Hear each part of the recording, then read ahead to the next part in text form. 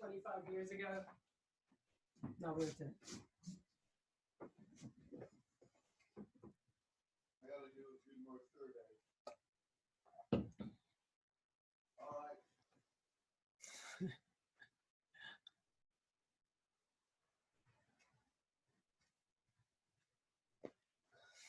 Hey, Stephen. Hello. We'll let you be unmuted for a second. It's easier if you don't do it. Great, thanks. It's Rapeston, Philadelphia, with a very interesting background. I love the background. That's great. Rise to the mother. Mhm. Do you know the Lees, Gabrielle and Bella? This is Richman. No, I don't know if I know them. Well, Gabrielle took your A-push class last year. She was a teacher. Oh, yes, the Lees, L-Y, yes. It was so funny. We were doing a birthday video call for Grace Viratunga, another one of your students, and Bella had a background, and I think she was wearing a green hoodie, but she kept phasing in and out of the background. It was funny. Yeah, those backgrounds are fun.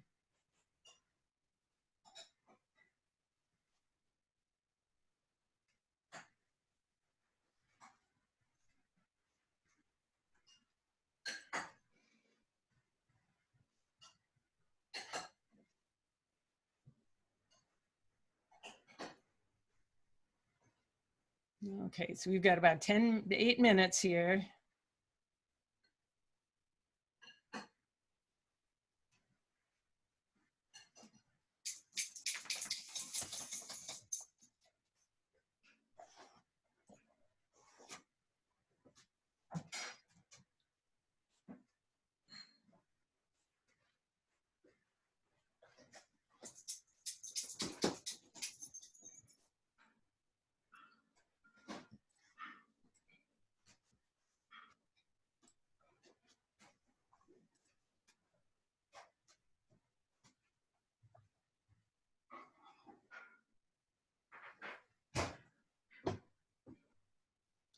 So Stephen, I'm going to X out your video now, okay?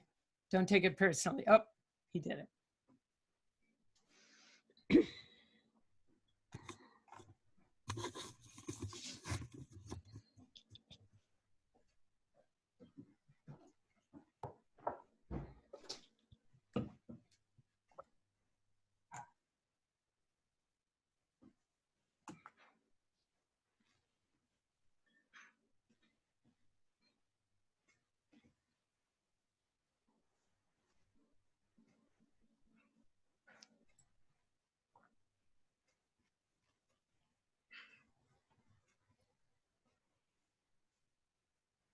Anyone feel free to take a little, wiggle around break here. We'll be starting in 7 minutes.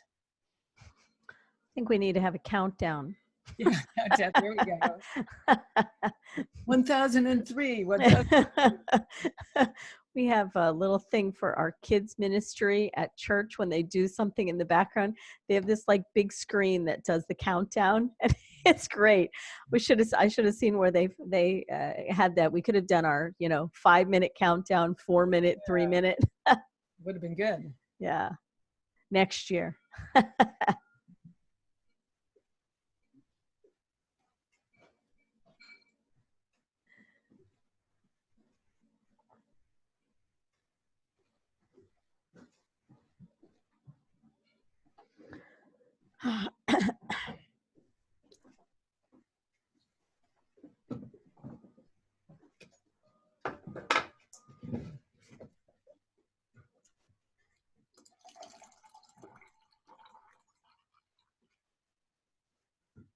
Someone's looking over my shoulder.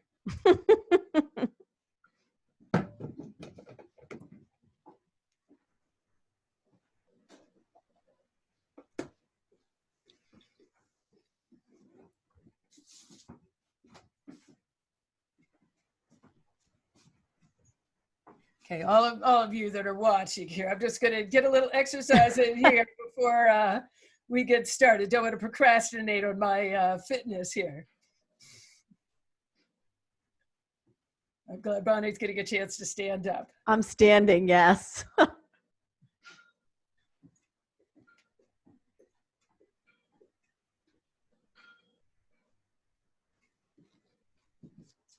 By the way, Bonnie, I think you should leave yourself on the screen in the future during the presentation sessions. The moderators, you know why?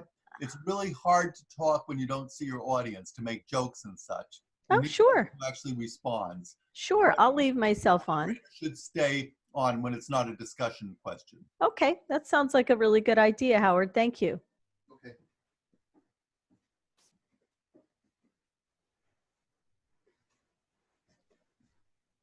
However, you're going to be doing a PowerPoint, Susan, so I think I'm going to minimize myself out of it so you don't have to see the PowerPoint. But that's a good discussion. That's a good idea when we have a discussion. So, yeah.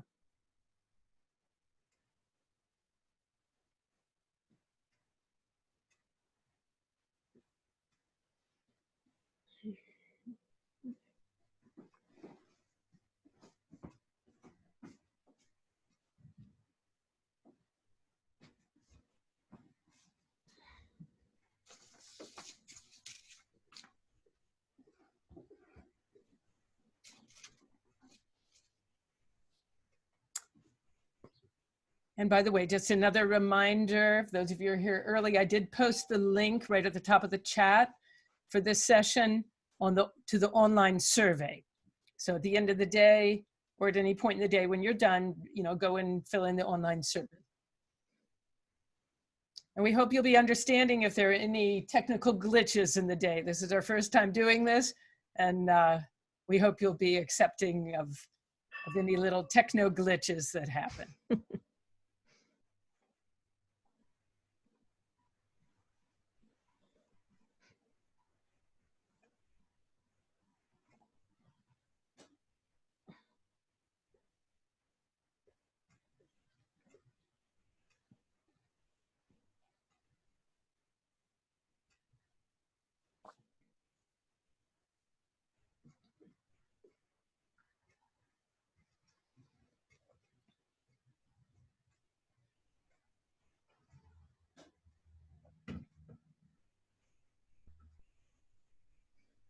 Okay, we've got about 3 minutes and then we're going to start. Okay.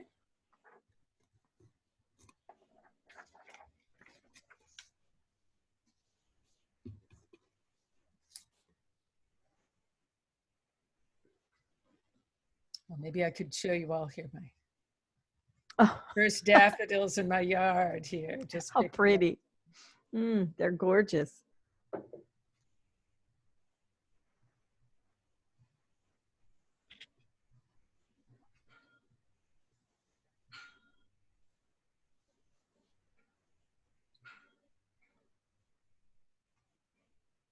I'm looking forward to seeing some sunshine today. Supposedly, we're supposed to see some a little bit this afternoon. It's so dark and dreary and foggy, and I don't know about everybody else, but a good day to be inside, huh? I know, but around here it's just dreary and cool and foggy, and I'm ready to see some since sunshine. You're east of us, yesterday for us it was a beautiful day. It was really, yeah, 70 okay, degrees, sunny, beautiful. But, today it's cloudy, and I think we're going to have some rain. Yeah.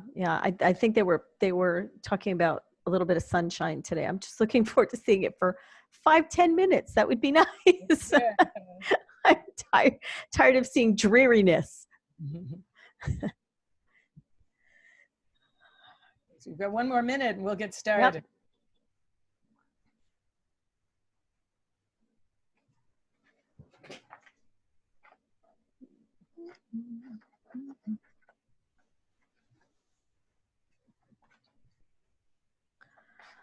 All right.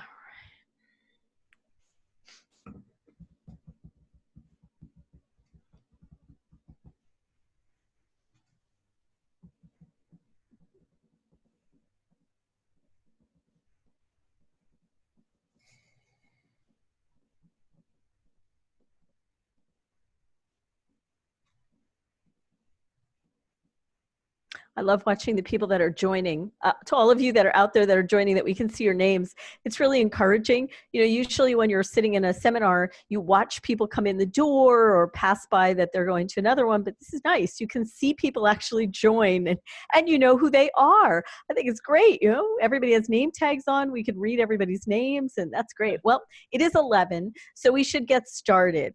All right, welcome to the Procrastination and Decluttering and Homeschooling seminar. For as long as I have known Susan, and Susan Richman is going to be the presenter now, for as long as I've known her, she has been interested in not procrastinating, in getting organized, and of course, in, you know, talking about homeschooling.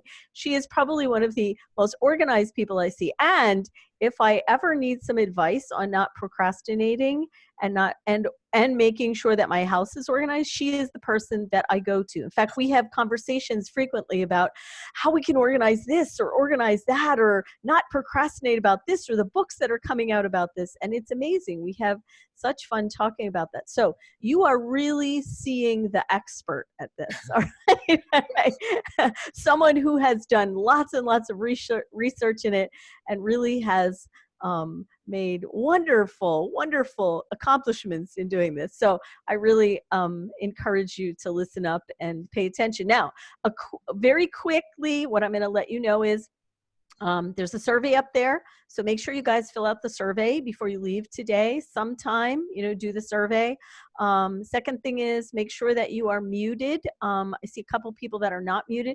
Make sure your mics are muted as you come in, and also your cameras are muted, okay? I'll be checking out, making sure everyone is muted. Oftentimes we can hear kind of background noise, and we don't want to do that. So make sure that that's muted.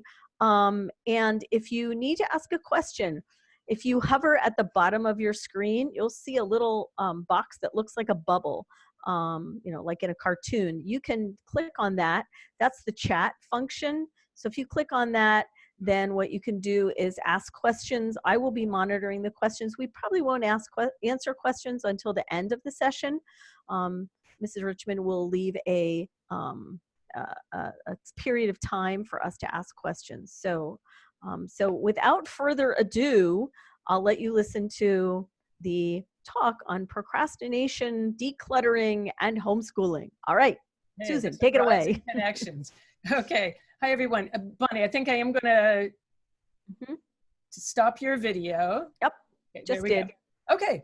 Hi, everybody. Again, I'm Susan Richman. I just want to establish my credentials to talk about this topic of homeschooling, procrastination, and clutter.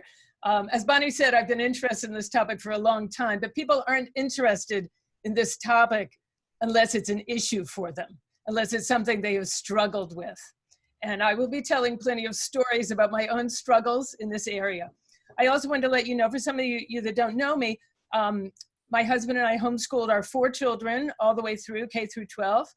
And our oldest son, Jesse, now has 6, almost 7 children of his own, and they're homeschooling their children. Our second son, Jacob, is married also, and he and his wife have 1 young son, almost a year old. Our daughter, Maya, lives now in the Czech Republic, and she is homeschooling now because the kids can't go to school, just like here. And she also teaches in our AP online classes. And she's a natural homeschooler in her heart, and now she's doing it full time right now. And our younger daughter is married and lives in the Boston area. They all graduated from college on time in 4 years. They're all self-supporting. None of them are living here. So none of them are here with us during this COVID-19 situation. I know some people are facing the situation where the college-age kids are back home. A little bit challenging, I'm sure. I'm going to be sharing my screen with you, and hopefully I will show up as a little person in the corner so that you can see me talking to. Okay, let's hope this works. Okay, and I'm going to bring, okay, so here we are, homeschooling, procrastination, and clutter. The surprising connections, especially in these tricky times. I decided on this topic before anything had come out about the coronavirus. But I think that now there's even some more issues with it, simply because we're all home even more than we usually are. I want to tell you first off, again, to establish my credentials as someone who struggles with both procrastinating and with clutter, a funny little story. My husband recently was informed that he had received some payments from his father, who had recently passed away, from his father's insurance company for a little inheritance from life insurance. And the paperwork had apparently come here. We could not find it. The company claimed they had sent it, but we had no idea where it was. We looked everywhere. We looked through all the waste baskets. We did not have it. We thought they really hadn't sent it.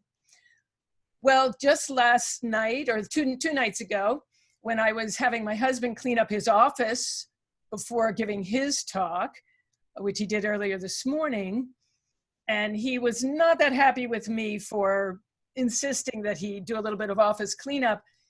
He then found a little stack of my papers up in the office and said, well, here, you sort out these. These look like they're yours. Well, right in this pile was this paperwork with these checks that were worth quite a bit for my husband. And I had been procrastinating and hadn't really realized what they were and hadn't filed them anywhere, had just thrown them in a pile on my upstairs desk. And only because my husband had gotten on my case a little bit about my piles, did we get that taken care of. So I think all of us need a little help and a little reminder from other people about our own lacks in keeping track, sorting out our clutter, and in procrastinating on tasks. It's something we all deal with.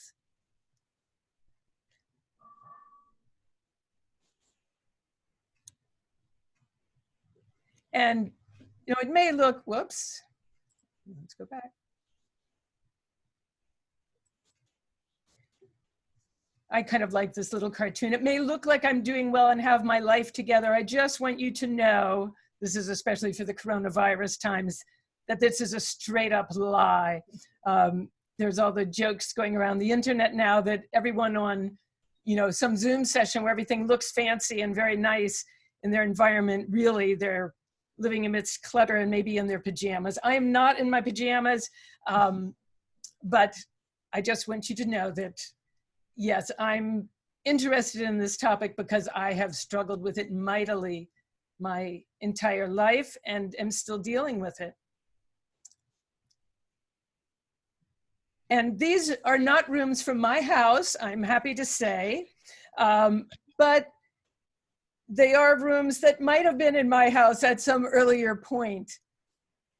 And I want to give first here a little definition of what is clutter. We'll come to procrastination in a minute.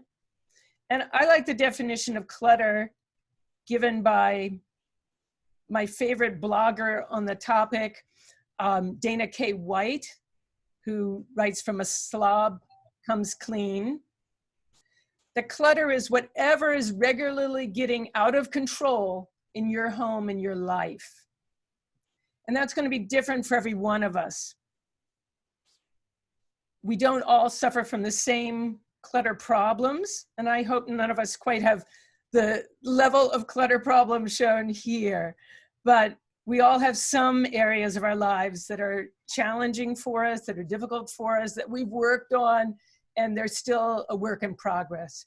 And I think most of us who really work at trying to tackle these issues, most of us have come to realize that this probably is a lifelong thing. There's never a time when we will finally be completely done with it and we will never have to deal with the issue again. But we are home a lot more right now, even for homeschoolers. Most of us do go out quite a bit as homeschoolers. And I think that now we're facing that we are home a lot. And I think sometimes our clutter, when it's in our faces all the time and we don't get a respite from it, it can bother us more. So I think this is a helpful topic for us to think of, especially now that we're all home a good bit more.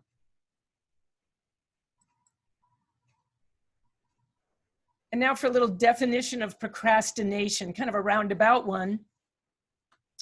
The top definition is from Dr. Tim Pitchell. He says, all procrastination is delay, but not all delay is procrastination. And I think that's a really important thing. I think sometimes when we start feeling concerned that we're slipping into a procrastination cycle, we'll be talking about this procrastination cycle here. When we feel ourselves slipping into it, we can sometimes berate ourselves when we are simply needing to delay, because after all, we can't do 20 things at one time. We're always going to have to put something off in order to do any one thing we do. If we're going to be reading a book to our child, if we're going to be checking their math papers, if we're going to be, for me, grading essays for my AP online class I teach, I can't be doing something else. I can't be sorting out my closet at the same time. That we're having to make choices and schedule things, and we can't do everything. So not procrastination is delay, but not all delay is procrastination. And I think that's important to remember. Samuel Johnson, he's the old British guy from around the time of our American Revolution.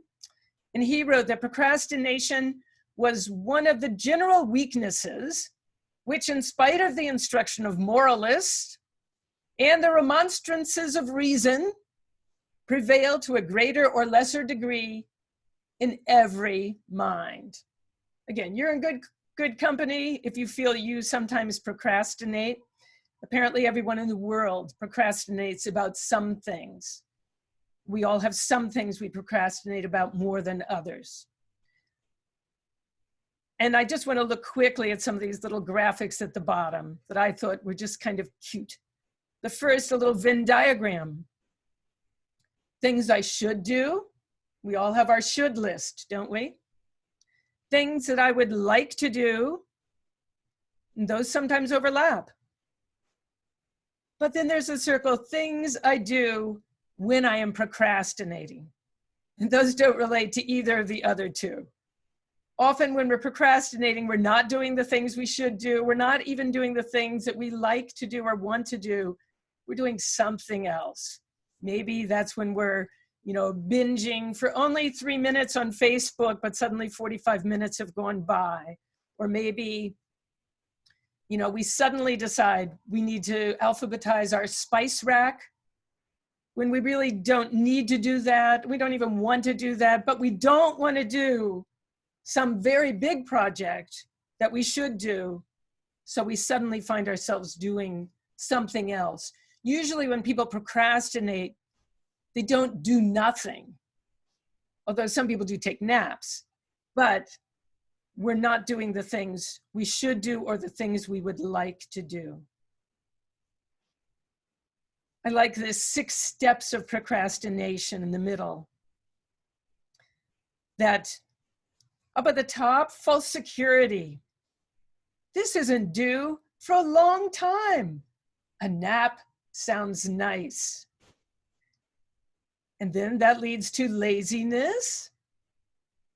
You say to yourself, I could get a head start.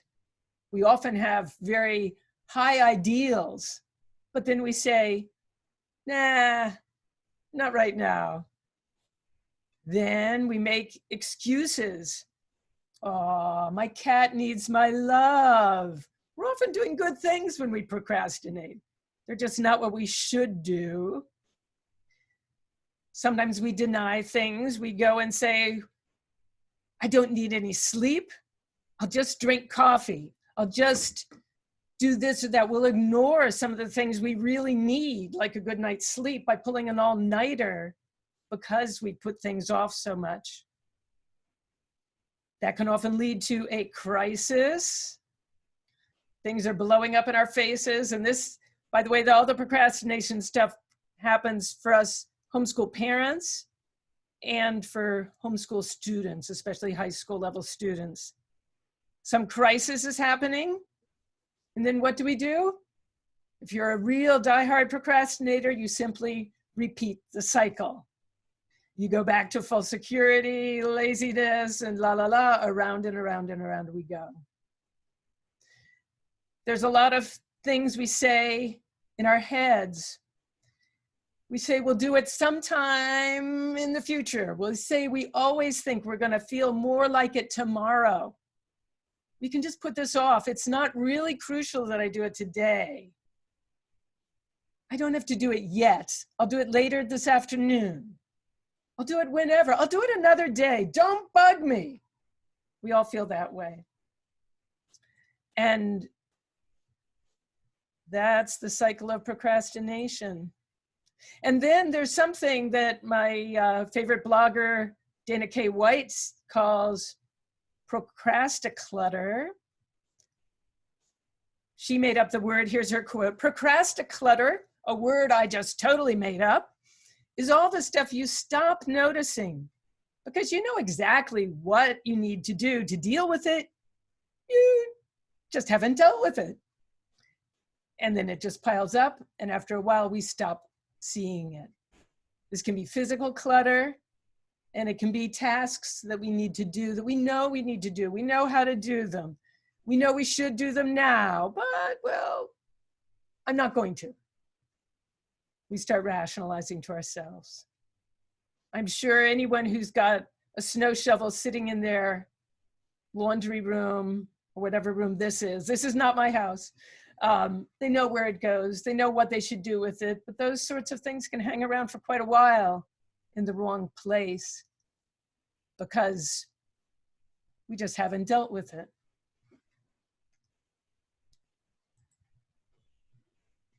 Again, more on the procrastination cycle. I love these little cartoons. I love this one, pretty easy procrastination cycle. I'll do it tomorrow. I'll do it tomorrow. I'll do it tomorrow. I'll do it tomorrow. And sometimes we take a side shoot, we get to it because there really is a deadline. And sometimes we simply never do something.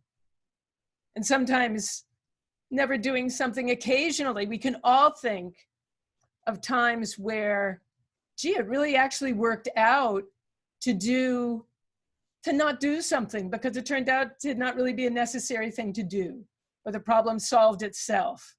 And sometimes we can think that that means it's always good to procrastinate or do it tomorrow, because after all, half the things on our list might not really need to be done. And that can be a dangerous type of thinking, as I'm sure you're all aware, but you know, we all do it. But occasionally we luck out, and if we don't do it, the task goes away. But sometimes if we don't do something, we just become known as the person who can't be counted on. And I don't think most of us value being that sort of person. And again, another stages of procrastination. And I just hope you'll sort of, with a touch of humor, see yourself in some of these. Again, the false security. This isn't due for a while, I'll relax. Laziness. I'm busy right now, just taking a short break. Denial, I still have time. Okay, and then there's a crisis, and the person wildly says they will never procrastinate again. And then they repeat.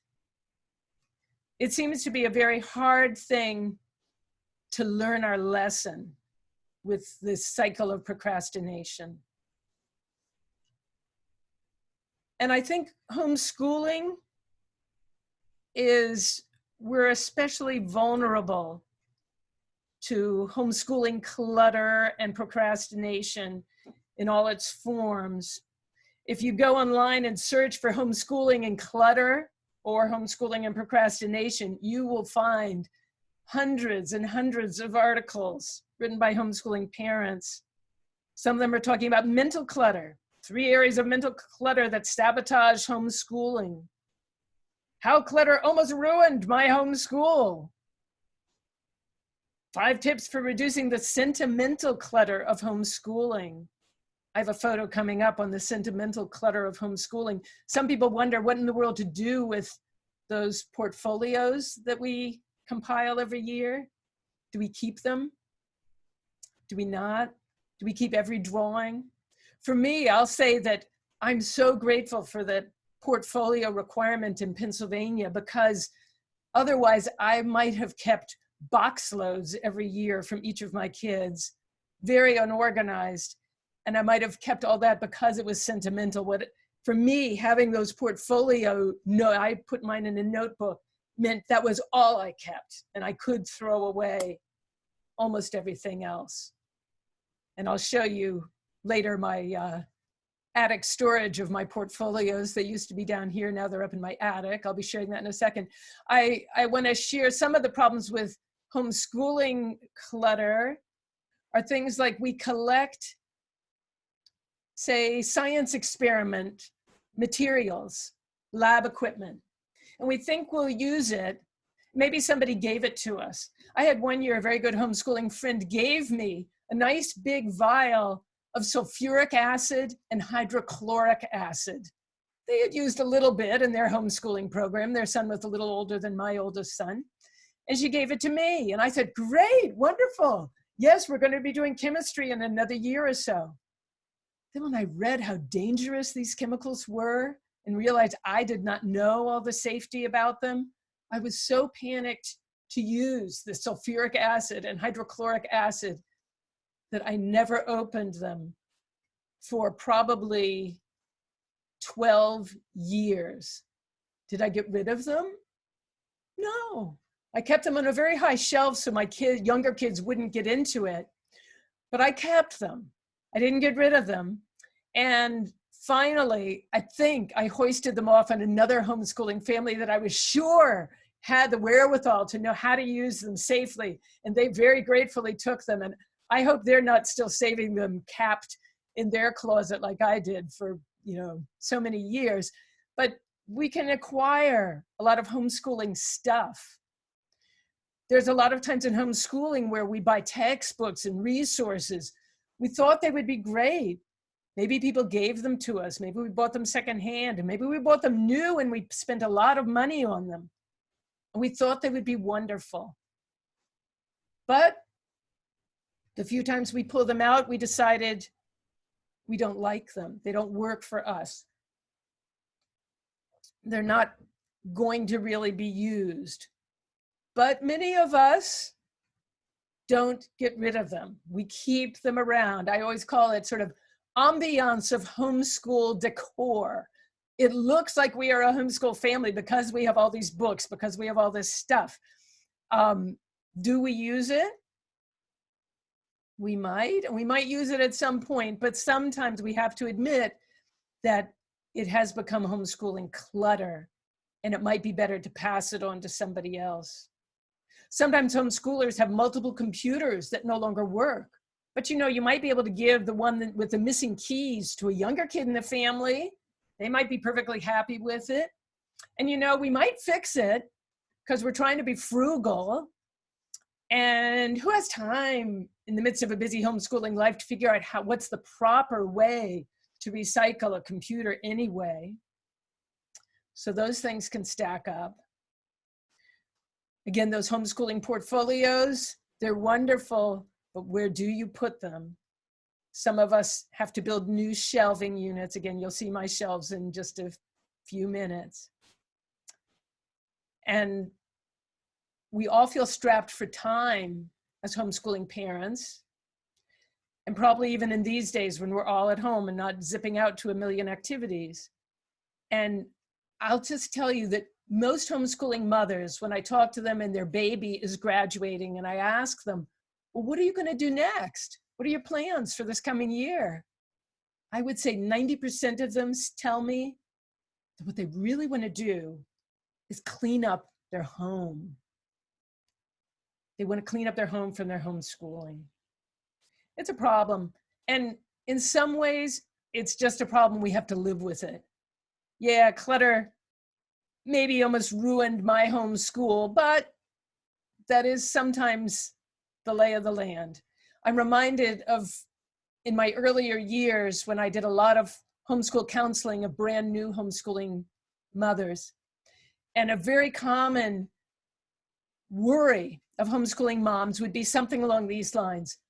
I just don't know if I'm cut out for homeschooling because I'm so worried that I might leave something out. I'm so worried I might do something wrong. I'm so anxious that I might not do it right.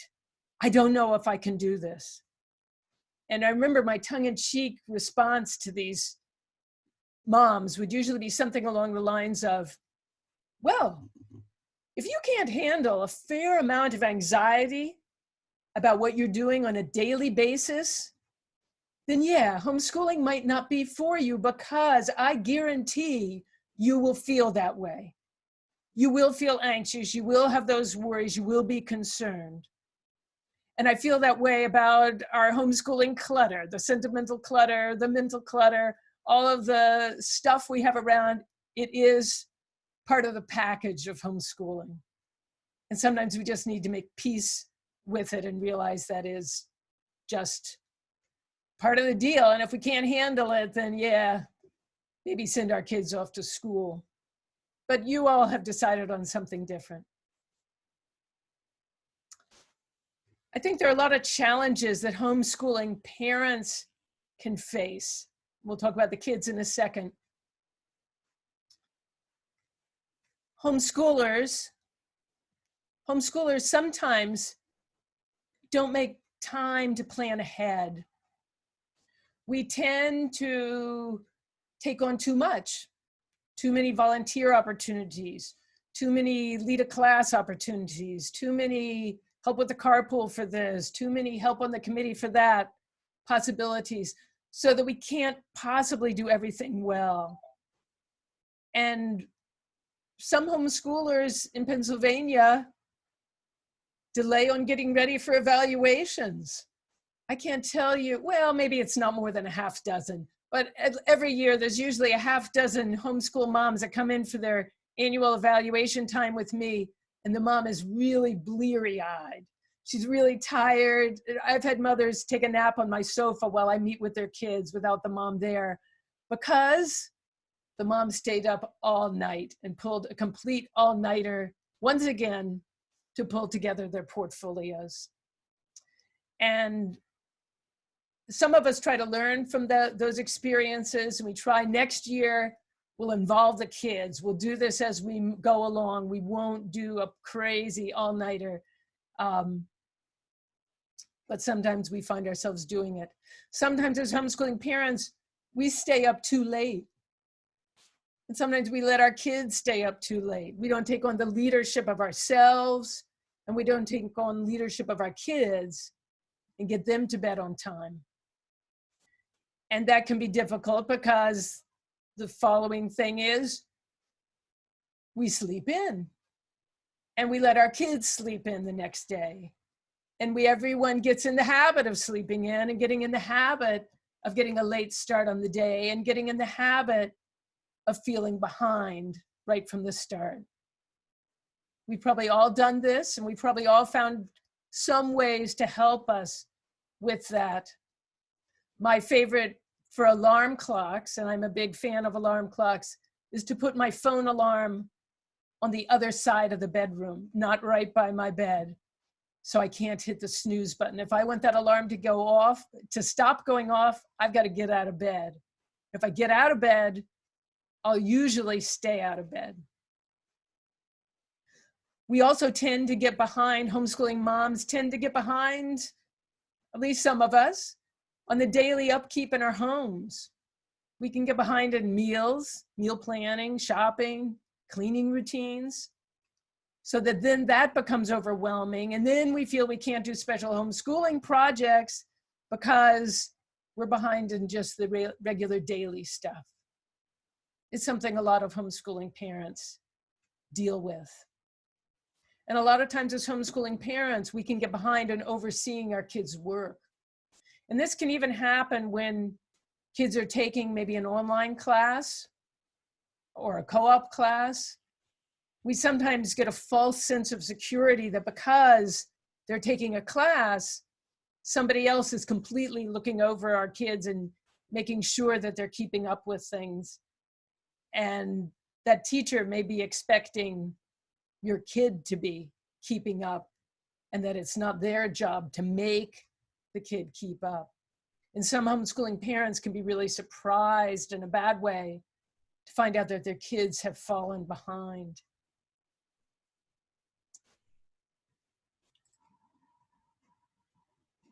And there are a lot of procrastination challenges and clutter challenges for our homeschool teens. I think it might be a good idea as a little, birthday gift, graduation gift, Christmas gift, whatever gift, maybe to get your kid a couple of books aimed at teens on dealing with procrastination. They might be grateful to find out, first of all, that this is a problem for a lot of teens.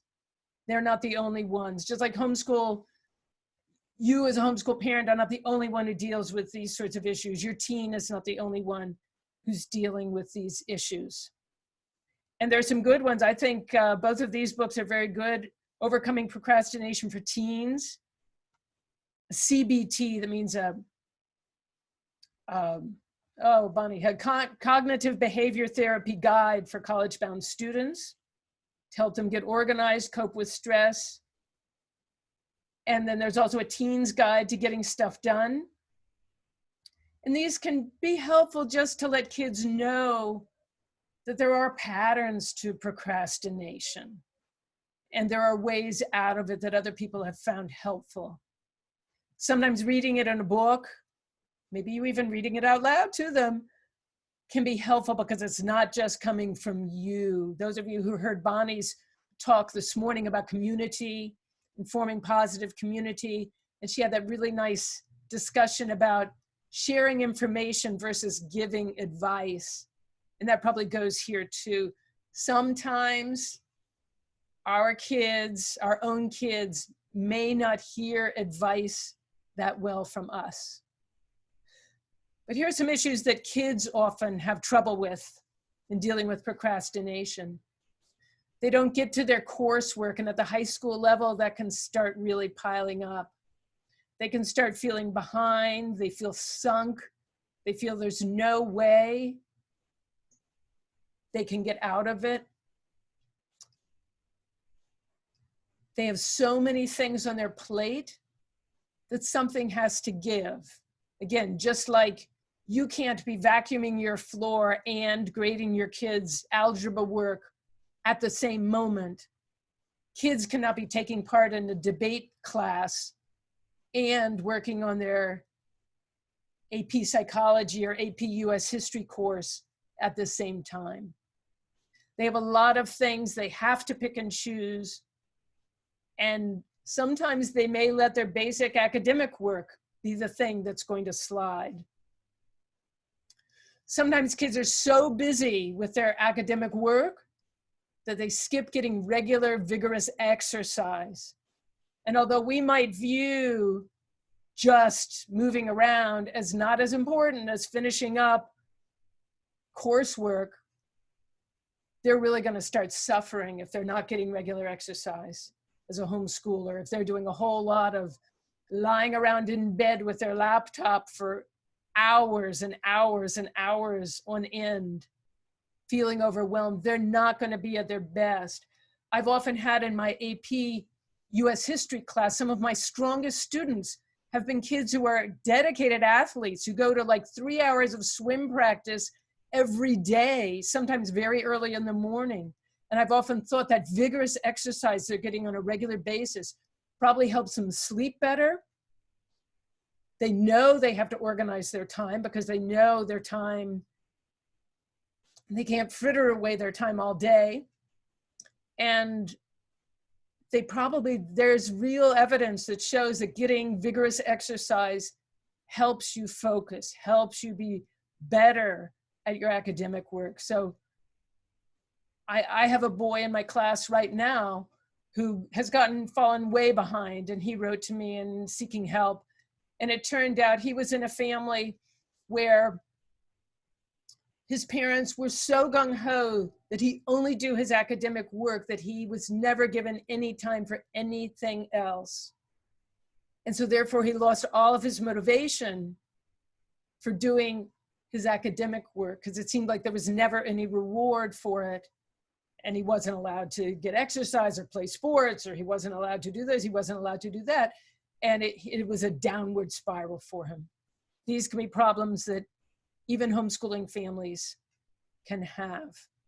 Homeschool students are often quite sociable, and it can be so much fun to chat with their friends online. And that is wonderful. We love them to have this sort of community. And the session later on today with homeschool teens who are in our AP courses, a lot of them will be sharing about that. But you know, every good thing can be taken to extremes, and time can slip by. And they might be having wonderful times chatting with their friends, but they might never get down to their schoolwork.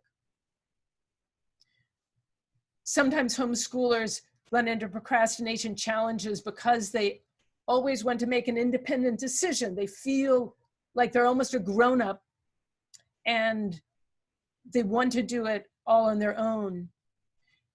And sometimes this can be a problem. I remember with one of our daughters, she did not want any help when she was a senior about to graduate. She did not want any help with filling out any of the paperwork about what dormitory she was going to be moving into on campus. And I knew there were probably deadlines she had to attend to. And I was kind of mentioning it to her. I was, you know, put out of it. She did not need my help. She could handle this. It was no problem. Do you think she made the deadlines? The deadlines were missed. She did get into her dorm. It wasn't the original dorm she thought she wanted to be in. She made the best of it, and it turned out fine.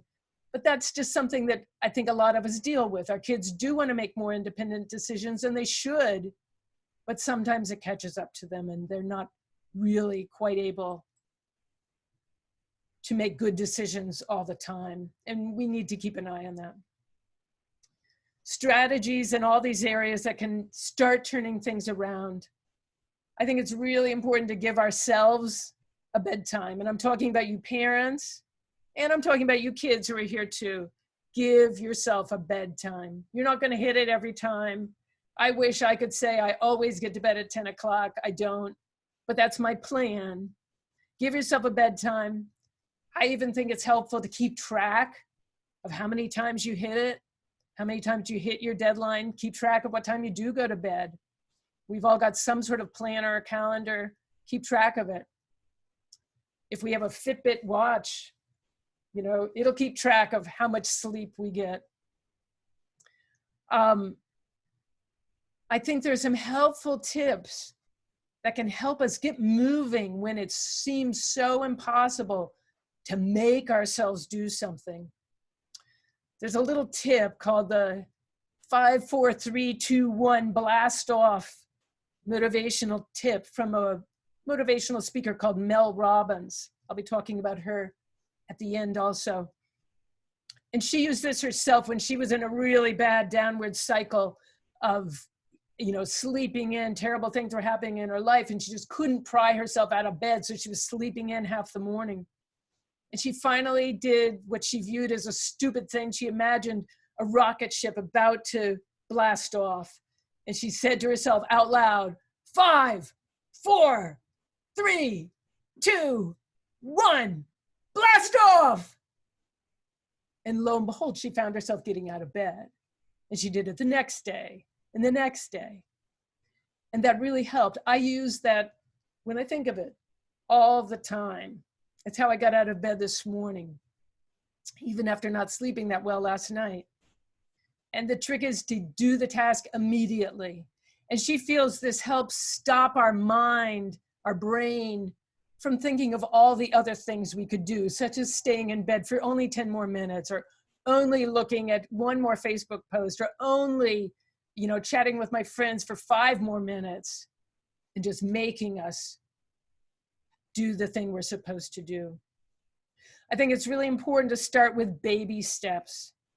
I've seen this with my homeschool kids, my students, that if I can get them to take several small steps towards being caught up with their coursework that they're months behind on, then they build momentum. I think it's important to set what are called elastic goals. We all know about setting goals. I'm going to declutter my house for 2 hours every day. And then what happens? We miss it, we don't do it, and then we feel like a total failure. This idea of elastic goals is that what we really need to do to keep ourselves motivated and to realize that life happens is to set elastic goals. And that means set yourself a little teeny tiny goal, like if you're doing decluttering, I'm going to throw away 5 things today that I wouldn't have normally thrown away. Very little goal. You do that, you've made a mini goal. You've succeeded. You get a check mark on your list. But sometimes you can do more. You can do a plus goal. That might be decluttering for 15 minutes in some room, or taking, one dresser drawer and going through it and neatening it up, or cleaning off one bookshelf. And sometimes you can have elite goals. I'll be showing you a photo of an elite goal I set for myself this year that I was so pleased I did. So think of flexible goals. So you have a range of ways that you could still be moving forward in little steps, and sometimes big steps. Reward yourselves differently for each one. I think we need to plan in daily movement. And this can even be in 2-minute bursts. I'm a real recommender of whenever you put something in the microwave for 2 or 3 minutes, jump around, do some aerobics, do high intensity interval training for that time. Even a little bit of movement in a little burst can actually be really, really helpful for you. And last here on this page, it's so helpful, whatever the task is. If we're trying to clean up our house or declutter an area, if a kid is trying to get caught up on their coursework, break down the task into more doable parts. And sometimes get an accountability partner to help you stay on track. I even find it really helps me if I say to myself, one step is simply, say if I've been procrastinating, and my A-Push students will know I do this, been procrastinating on grading their essays, which I know I need to do. If I open up the page, if I open up the essay, if I put in my template where I'm going to be writing my remarks, and then I go and get the cup of coffee, then I go and do whatever I need to do. When I come back, it's all set up to do something, and I'm much more likely to do it. So when you break it down into just doable parts, it can really change things around. I can't tell you how many kids have been helped, if they're behind in their coursework, to realize that there's a whole different thing between saying, oh yes, Mrs. Richman, I'm going to get caught up right now, versus saying, I'm going to first today do this one short assignment this afternoon. And tomorrow, I'm going to do 2 more short little assignments and keep building on it. Many of you might know the Dave Ramsey debt snowball idea, that you first, if you're deeply overwhelmed by debt, you don't start with the huge debt. You start with the real little things. Pay off this little debt, that little debt. Get some momentum going. And then you start believing in yourself that you will be able to make some progress. There's some real simple clutter strategies. Again, from A Slob Comes Clean. It's a podcast, it's a blog. She even has some short videos. It's marvelous. If you struggle at all with clutter in your life, procrastinating about clutter, you need to listen to this. And she's really, really funny. One of her favorite things is the 5-minute pickup, where she just gets all of her family together and she gets everyone, okay, I'm setting the timer and we're all going to pick up for 5 minutes. And, she would often do a before and after, here's before, here's after. This is someone else who did a 5-minute pickup. It can be amazing what you can do with everybody working at once in just 5 minutes. We can make a lot of progress, and sometimes we forget that. Sometimes it's really a good idea to set clear plans. And by this, I mean, tell everybody you know that you are going to do this. My attic, this is my attic here, before and after. I hope you can tell the difference. We mentioned portfolios. Well, I moved my portfolios eventually out of my downstairs rooms where they had been for years, even though all of my kids had finally graduated, but I still had all of their portfolios downstairs in, you know, a room that we use. And I finally decided, yeah, I should move them up to the attic. So I built these shelves. You can see here, they're kind of these wire held together with little cornery things. And it worked pretty well until they didn't. And they all collapsed, and the portfolios were all over the floor. I think somebody was trying to, you know, pull one out to look at something, and they all collapsed. They stayed there for about 8 months, all over my floor. And I finally decided that on Christmas Day, our family is Jewish, so for us, it's really not a holiday. On Christmas Day, I was going to spend the entire day cleaning up my entire attic. And this is this little portfolio area afterwards. I brought up new shelving, old crates that I happen to have, and everything fits. Nothing is going to fall apart.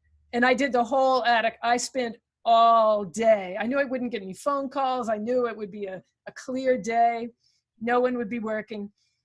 And I felt so good about this. And again, I told everybody that I was going to do it, and everyone was saying, that sounds like a horrible way to spend a holiday. And I was like, well, this sounds like a great way to me.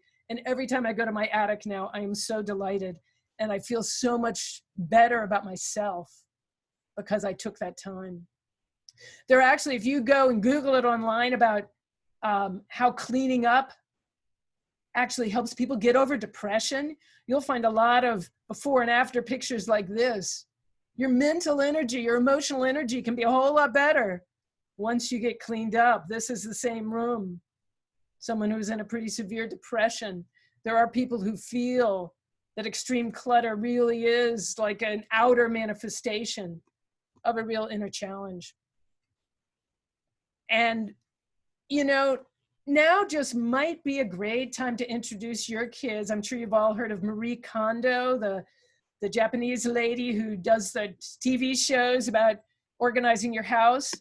And you might just do it in a little way. You might just do your drawers with t-shirts. This is my t-shirt drawer here in this slide. I just randomly opened it up and took a photo. This is what it always looks like. It never gets messy. And before I did this, it was always a messy pile, and I never knew what I had underneath. Everything is rolled up now. Whoops, let me go back. Another thing is to get to be friends with the container concept. Container concept is a Dana K. White idea that if it's overflowing, you've got too much and you just can't keep it. And you can't keep adding more containers to your house because your home is a container too. I also think we all need to, in these times, add a little kindness into everyone's life. I'm not going to have enough time to share the 54321 story. Maybe I'll share that in the student session later. But in this time, this is not the time to be heavy duty, angry with your kids about procrastinating on some things. We're all under a great deal of stress right now. We need to be kind. We need to encourage our kids to be kind and take those little baby steps. And if while you're decluttering and you having to clean out your fabric stash, well, I would recommend that you start making coronavirus face masks and do a good deed. And that's it. I'm sorry that we're not going to have time to take some questions. Thank you very much for being here. And we'll see you. All right, everyone. Thank you for coming. I'm going to post the link to the next session, which is the Excelsior. This is a student session for kids. So enjoy your, if you're going to, enjoy your lunch. Kids, enjoy your session. Feel free to kind of sit there and, eat your lunch while you're going through talking to the other members of the Excelsior. We're going to stop now, and then we'll be back on track for 1 o'clock. This is for the Excelsior, and at 1 o'clock, we'll be starting the session with the AP teachers. So thanks again for coming. Hope you enjoy a great lunchtime, and thank you, Susan. That was an excellent, motivating talk. Awesome. All right, guys. Okay, we'll be saving the chat too. So all your things that you posted and any questions. See you later. All right. Bye-bye. Thank you.